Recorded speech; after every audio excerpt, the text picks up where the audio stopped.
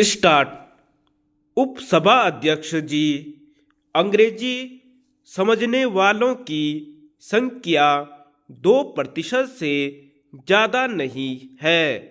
यहाँ की दूसरी भाषाओं के जानने वाले कई करोड़ नागरिक हैं। उसमें से अगर इस 2% को काट दिया जाए तो शेष लोगों की जानकारी बढ़ाने के लिए तथा ज्ञातव्य देने के लिए आवश्यकता इस बात की है कि हम अपना सारा काम अपनी भाषाओं के माध्यम से करें और अंग्रेजी से केवल अनुवाद मात्र हुआ करें। जैसा कि कई सदस्यों ने विचार व्यक्त किया है, सन 1965 से हमारे देश की मुख्य भाषा राजभाषा हिंदी होगी और अंग्रेजी उसकी सहकारी भाषा बनी रहेगी। मैं चाहता हूँ कि अभी से ऐसे कदम उठाए जाएं कि देश भर में हिंदी के माध्यम के द्वारा यह कार्य सुचारू रूप से चलने लगे। हमें कुछ आंकड़े दिए गए थे, उसमें बतलाया गया है कि प्रेस इंफॉर्मेशन ब्यूरो में हिंदी विभाग के 16 कर्मचारी हैं। मैं मंत्री महोदय को बतलाना चाहता हूँ कि 16 वर्ष पूर्व भी इतने ही कर्मचारी थे। इसमें कोई प्रगति नहीं हुई है।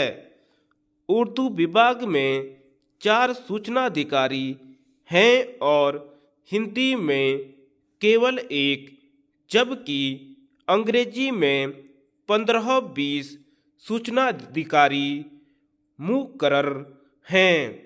जबकि हिंदी का इतना बड़ा काम हमारे देश में हो रहा है, हर काम हिंदी माध्यम से हो रहे हैं।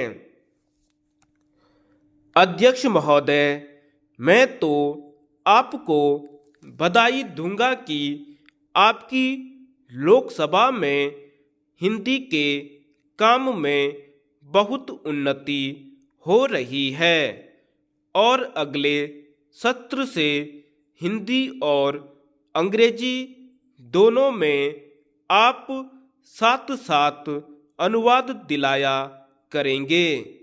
अगर इस काम में सूचना मंत्रालय पिछड़ा बना रहे, अपनी भाषा संबंधी नीति के संबंध में, तो यह बड़ा असंतोषजनक, आश्चर्यजनक तथा दुखदायी होगा। इसलिए मैं चाहता हूँ कि सूचना मंत्री इस प्रतिवेदन पर तो ध्यान दें, जिसके लिए वे बधाई के पात्र हैं। साथ ही साथ कोशिश करें कि हिंदी माध्यम द्वारा ज़्यादा से ज़्यादा काम होने में प्रगति हो सके।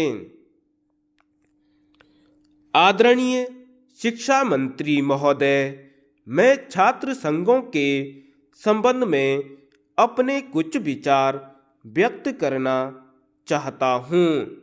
आज का नवयुवक छात्र विश्वविद्यालयों पर अधिकार प्राप्त करने के लिए आंदोलन कर रहा है।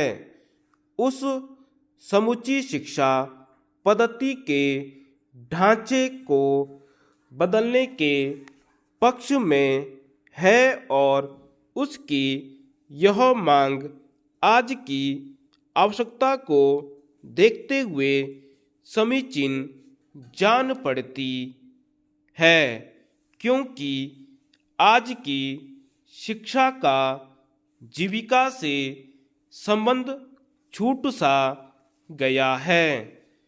छात्र आंदोलन की स्वर्ण जयंती के अवसर पर क्रांतिकारी कदम उठाया जा सकता है। सारे देश के विश्वविद्यालयों के छात्र संघों को प्रतिवर्ष 1 करोड़ रुपया मनमाने रूप से व्यय करने के लिए मिलता है। यह एक बड़ी धनराशि है। गांधी जी ने देश से कहा था कि मुझे 1 करोड़ रुपए और 1 लाख स्वयं सेवकों को दो तो मैं देश स्वतंत्र करा दूंगा। आज के छात्र संघ के पास 1 करोड़ से भी ज़्यादा रुपया और 10 लाख से भी अधिक स्वयंसेवक हैं। युवा छात्रों को अवसर देना चाहिए कि वे ही शिक्षा का नया संविधान तैयार करें। वे ही पदाधिकारियों की नियुक्ति तथा पाठ्यक्रम का निर्माण करें।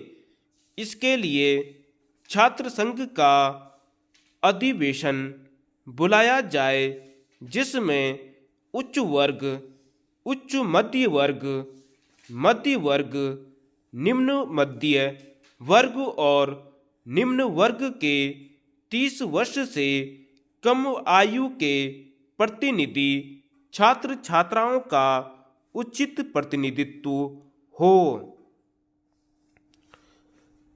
सब मिलकर संविधान और आचार संहिता तैयार करें। उस संविधान और संहिता के अनुसार शिक्षा प्रदान करने वाले कुछ विश्वविद्यालय उन्हें सौंप दिए जाए और शेष विश्वविद्यालयों के आंदोलनकारी छात्रों को उसी विश्वविद्यालय में भेज दिया जाए। इस प्रकार छात्रों का आंदोलन समाप्त हो जाएगा। अन्य विश्वविद्यालय छात्र आंदोलन से बच जाएंगे और शिक्षा पद्धति की नई प्रयोगशाला भी तैयार हो जाएगी। किंतु इस कार्य में कुछ समय लग जाएगा। तब तक आंदोलनकारी छात्रों को नियमों का पालन करना अनिवार्य बना दिया जाए। धन्यवाद।